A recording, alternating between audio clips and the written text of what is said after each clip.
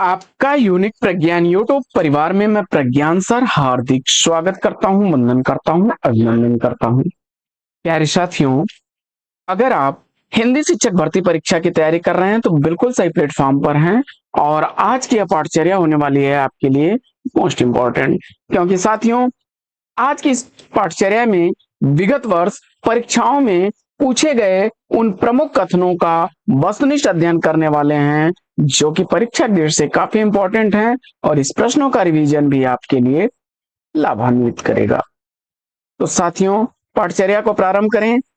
इससे पूर्व अगर वीडियो को पहली बार देख रहे हैं तो आज चैनल पर नए हैं तो कृपया चैनल को सब्सक्राइब, वीडियो को लाइक और शेयर करना बिल्कुल न भूलें। बिना समय गंवाए प्रारंभ करते हैं आज की इस पाठचर्या को और देखते हैं प्रैक्टिस सेट का पहला प्रश्न। केदार छायावादोत्तर कविता के सुमित्रा नंदन पंत हैं, किसका कथन है? केदार छायावादोत्तर कविता के सुमित्रा नंदन पंत हैं, किसका कथन है? सही जवाब दिए गए विकल्पों में बी विकल्प को चुना आपने, बच्चन सिंह को। तो बी ऑप्शन के साथ राइट आंसर पर हैं आप। प्रश्न संख्या 2। दूसरा प्रश्न काफी रिपीट होने वाला प्रश्न है, अक्सर परीक्षाओं में पूछा गया है। कविता ही मनुष्य के हृदय को स्वार्थ संबंधों के संकुचित मंडल को ऊपर उठाकर लोक सामान्य भाव भूमि पर ले जाती है, जहां जगत की नाना गतियों के मार्मिक स्वरूप का साक्षात्कार और शुद्ध अनुभूतियों का संचार होता है। किस विद्वान का कथन है? जवाब आचार्य शुक्ल जी को चुना आपने, तो सी विकल्प राइट आंसर है। प्रश्न संख्या 3 बहुत ज्यादा पूछा जाने वाला, वेरी वेरी इंपॉर्टेंट आप कह सकते हैं, अक्सर परीक्षाओं में पूछा जाता है। शब्दार्थों सहितौ काव्यम उक्ति किसकी है? साथियों, जवाब आपने आचार्य भामा को चुना, तो सी विकल्प राइट आंसर है। साथियों, प्रमुख कथनों पर आधारित हमारी वस्तुनिष्ठ बुक प्रमुख कथन विशेष का स्टॉक इस समय उपलब्ध है। अगर आप चाहें तो इस पुस्तक को बाई करना चाहते हैं तो लिखेंगे आप HINDI हिंदी 2024, और इसके लिए आपको एक शुल्क पे करना होगा 259 का, जिसको आप 9415 940501 पर भेज सकते हैं। हिंदी 2024 प्रिंटेड बुक आपको मात्र 259 में उपलब्ध करा दी जाएगी, और केवल यह लागत मूल्य पर ही आपको उपलब्ध कराई जा रही है। अगर आप चाहते हैं इसका PDF प्राप्त करना तो आप PDF लेकर के भी आप प्रिंट कर सकते हैं अथवा डायरेक्ट पढ़ सकते हैं। PDF के लिए आप 99 का शुल्क देंगे, और PDF प्राप्त करने के लिए आपको भेजना होगा PDF 99, और इस कोड को 9415 940501 व्हाट्सएप नंबर पर आप सेंड कर सकते हैं। तो अगर आप इच्छुक हैं तो अभी हमें ऑर्डर करें, अथवा आप अपनी पाठचर्या को कंटिन्यू रखें और देखते हैं चौथा प्रश्न। प्रश्न संख्या 4 है कि मनुष्य की श्रेष्ठ साधनाएं ही संस्कृति हैं, किसका कथन है? मनुष्य की श्रेष्ठ साधनाएं ही संस्कृति हैं, किस विद्वान का कथन है? दिए गए विकल्पों में सही विकल्प आचार्य हजारी प्रसाद द्विवेदी विकल्प ए का चयन करके राइट आंसर दिया है। बढ़ते हैं आगे और देखते हैं प्रश्न संख्या 5। पांचवा प्रश्न है कि आदर्शवाद जहां आकाश है उच्चता है, वहीं यथार्थवाद की विषय पथरीली धरती है, लघुता है, किसका कथन है? और दिए गए विकल्पों में राइट आंसर आपने किसको चुन लिया है?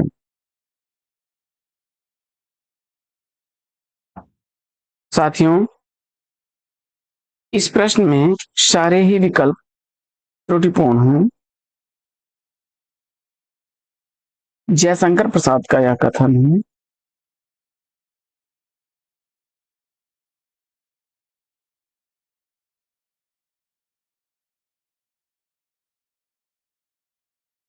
आगे बढ़ते हैं। अगला प्रश्न है कि सूर्य और चंद्र हिंदू और इस्लामी संस्कृति के पारंपरिक प्रतीक हैं। किस विद्वान का कथन? सूर्य और चंद्र हिंदू और इस्लामी संस्कृति के पारंपरिक प्रतीक हैं। यह कथन किसका है? विकल्प ए चयनित कर लिया आपने, राम स्वरूप चतुर्वेदी जी को, तो राइट आंसर है आपका। प्रश्न संख्या 7। भक्ति आंदोलन एक जातीय और जनवादी आंदोलन है। किस विद्वान का कथन है? भक्ति आंदोलन एक जातीय और जनवादी आंदोलन है। यह कथन है, बी विकल्प सही जवाब हो जाएगा, रामविलास शर्मा जी का। रामविलास शर्मा का कथन। प्रश्न संख्या 8वां प्रश्न, उत्तर चयनित करिए। काल एक अखंड प्रवाह होता है, यह युग काल खंडों की पहचान। काल एक अखंड प्रवाह होता है और युग काल खंडों की पहचान किस विद्वान का कथन है? दिए गए विकल्पों में सही जवाब आपने विकल्प डी बच्चन सिंह को चुन करके राइट आंसर दिया है आपने। प्रश्न संख्या 9। 9वां प्रश्न है कि कल्पना मानव मस्तिष्क की बिंब विधायनी शक्ति है। किसका कथन है? कल्पना मानव मस्तिष्क की बिंब विधायनी शक्ति है। यह कथन पाश्चात्य विद्वान कॉलरिज महोदय का है। विकल्प डी राइट आंसर। प्रश्न संख्या 10। 10वां प्रश्न है कि साहित्य के इतिहास को साहित्यिक बनाए रखना इतिहासकार का केंद्रीय धर्म है, इसके लिए शुक्ल जी से सीखा जा सकता है। किस विद्वान का कथन है? और उत्तर में आपने सही जवाब विकल्प डी का चयन कर लिया है, तो राइट आंसर है, क्योंकि यह कथन है डॉक्टर बच्चन सिंह जी का। डॉक्टर बच्चन सिंह का यह कथन है। बढ़ते हैं आगे और देखते हैं प्रश्न संख्या 11 को। 11वां प्रश्न है कि भावना, ज्ञान और कर्म जब एक सम पर मिलते हैं तभी युग प्रवर्तक साहित्यकार प्राप्त होता है। किसका कथन है? भावना, ज्ञान और कर्म जब एक सम पर मिलते हैं तभी युग प्रवर्तक साहित्यकार प्राप्त होता है। यह कथन है किसका? इसमें भी विकल्प डी ही आपका सही होगा, क्योंकि यह कथन महादेवी वर्मा जी का कथन है। महादेवी वर्मा जी का कथन है। प्रश्न संख्या 12। आधुनिक काल कालवाचक होने के साथ ही प्रवृत्तिवाचक भी है। किस विद्वान का कथन है? आधुनिक काल कालवाचक होने के साथ ही प्रवृत्तिवाचक है। किस विद्वान का कथन है? दिए गए विकल्पों में सही जवाब विकल्प बी को चुना आपने, बच्चन सिंह को, तो राइट आंसर है डॉक्टर बच्चन सिंह। फटाफट क्वेश्चन करते रहिए। 13वां प्रश्न आपके स्क्रीन पर। सौंदर्य कोई निरपेक्ष वस्तु नहीं है, उसका निर्माण भी तो कलाकार अपनी भावनाओं और धारणाओं के आधार पर होता है। किस विद्वान का कथन है?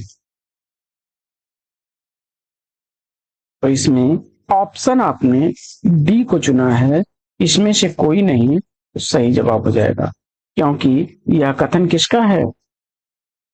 डॉक्टर नागेंद्र का कथन। डॉक्टर नागेंद्र का कथन है। 14वां प्रश्न है कि यदि द्विवेदी जी न उठ खड़े होते तो जैसी अव्यवस्थित, व्याकरण विरुद्ध और उत्पटांग भाषा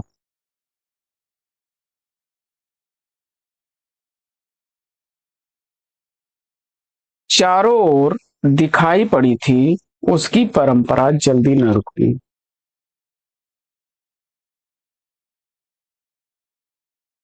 आचार्य रामचंद्र शुक्ल उत्तर चुन करके इस प्रश्न का सही जवाब दिया है आपने।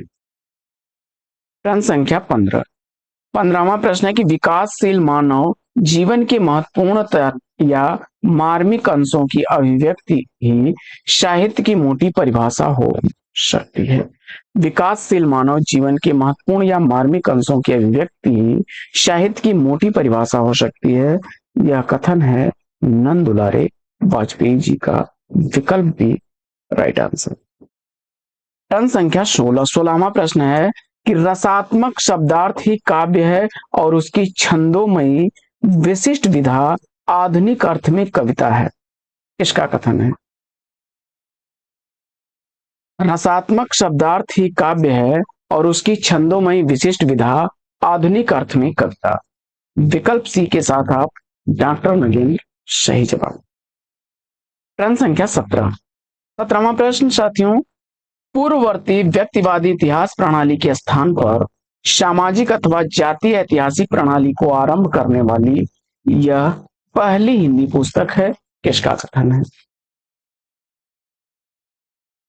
दिए गए विकल्पों में विकल्प डी को चयनित करके सही जवाब दिया आपने। विकल्प डी।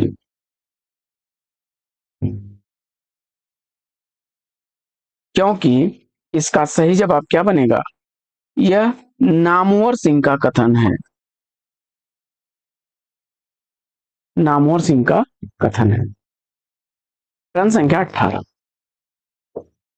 वस्तु विन्यास की दृष्टि से कामायनी को दुखांत रचना मान लेने में कोई आपत्ति नहीं। किसका कथन है? वस्तु विन्यास की दृष्टि से कामायनी को दुखांत रचना मान लेने में कोई आपत्ति नहीं। यह कथन है नंद दुलारे वाजपेयी जी का। विकल्प डी सही उत्तर। प्रश्न संख्या 19। 19वां प्रश्न है कि अदोषौ सगुणौ शालंकारौ च शब्दार्थी काव्य। अदोषौ सगुणौ शालंकारौ च शब्दार्थी काव्यम किसकी उक्ति है? आचार्य हेमचंद्र। सी विकल्प बिल्कुल सही जवाब। प्रश्न संख्या 20। रचना यदि जीवन के अर्थ का विस्तार करती है तो आलोचना रचना के अर्थ। रचना यदि जीवन के अर्थ का विस्तार करती है तो आलोचना रचना के अर्थ का किसका कथन है? और सही जवाब रामस्वरूप चतुर्वेदी। विकल्प ये राइट आंसर। प्रश्न संख्या 21।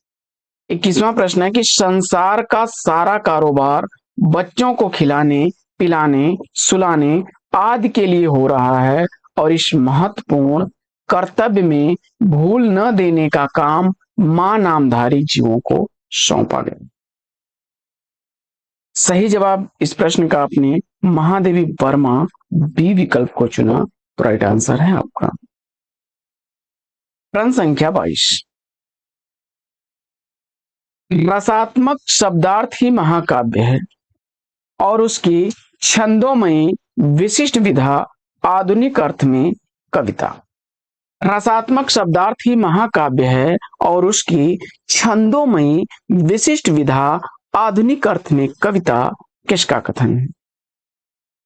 सही जवाब आपने विकल्प सी डॉक्टर नगेंद्र को चुन करके दिया है। अगला प्रश्न है प्रश्न संख्या 23। चित्रकार अथवा किसी अन्य कलाकार की तरह कवि भी अनुकरता है। किसका कथन है? सही जवाब अरस्तु को चुन करके आपने राइट आंसर दिया आपने। प्रश्न संख्या 24। 24वां प्रश्न है कि हिंदी साहित्य में शुक्ल जी का वही महत्व है जो उपन्यासकार प्रेमचंद्र या कवि निराला का। हिंदी साहित्य में शुक्ल जी का वही महत्व है जो उपन्यासकार प्रेमचंद्र या कवि निराला का। किसका कथन है? रामविलास शर्मा विकल्प ए के साथ सही जवाब पर है। प्रश्न संख्या 25। आधुनिक काल में गद्य का विकास सबसे प्रधान साहित्यिक घटना है। किसका कथन है? आधुनिक काल में गद्य का विकास सबसे प्रधान साहित्यिक घटना है। यह कथन है आचार्य रामचंद्र शुक्ल जी का विकल्प सी सही जवाब। प्रश्न संख्या 26 है कि काव्य संसार के प्रति कवि की भाव प्रधान मानसिक प्रतिक्रियाओं की कल्पना की ढांचे में ढली हुई श्रेय की प्रेम रूपा प्रभाव उत्पादक अभिव्यक्ति है, किसका कथन है? जवाब में आपने बाबू गुलाब राय विकल्प बी को चुना, तो राइट आंसर के साथ हैं। प्रश्न संख्या 27। 27वां प्रश्न है कि करुणा दुखात्मक वर्ग में आने वाला विकार है। करुणा दुखात्मक वर्ग में आने वाला विकार है, किसका कथन है? दिए गए विकल्पों में सही जवाब आपने आचार्य शुक्ल विकल्प सी को चुन लिया, तो राइट आंसर है आपका।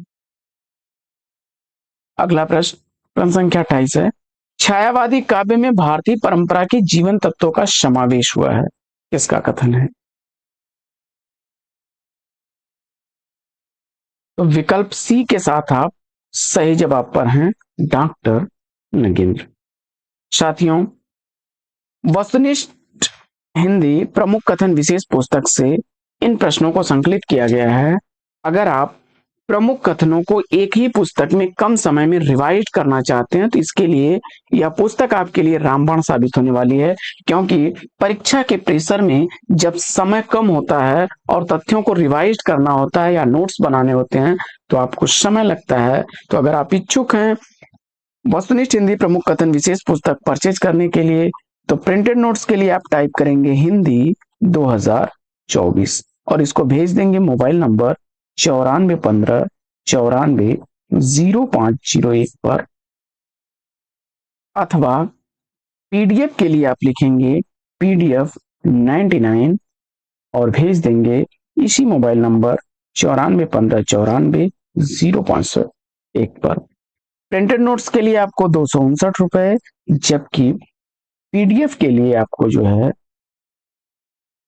देना होगा 99 रुपए। तो साथियों, आज की यह पाठचर्या कैसी लगी कमेंट्स करके जरूर बताइए। आज की इस पाठचर्या में ले लेते हैं यहीं पर विराम, फिर मिलेंगे आपसे अगले वीडियो में एक नए प्रश्न, एक नया टॉपिक, एक नए अंदाज में। तब तक के लिए लेते हैं आपसे विदा। आपका जीवन मंगलमय हो। बेस्ट विशेष, बेस्ट ऑफ लक। जय हिंद साथियों।